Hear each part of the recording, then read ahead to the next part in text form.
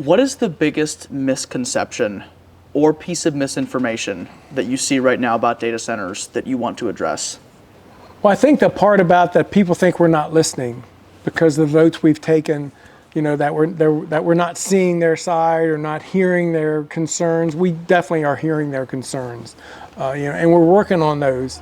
It's just it's a lengthy process. We've been accused of making deals. Deals are already done. There hasn't been any deals done or anything. These projects are just as fluid as they were a year ago. People were concerned about NDAs.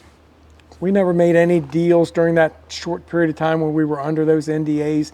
They were just a pure process that we go through for a lot of economic development projects that come to Calvert. A lot of projects have come to Calvert you never even heard about because they came in, they looked around, and we just couldn't feel like we could make it fit. So they just move on.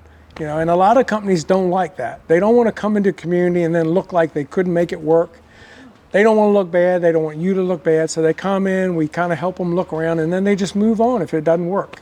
So, there are lots of reasons why things are done the way they are. But at the end of the day, you're still just trying to make the best decision, listening to everybody's concerns and issues. And I assure you, at the end of the process, we have done our best to meet all the concerns of all the citizens.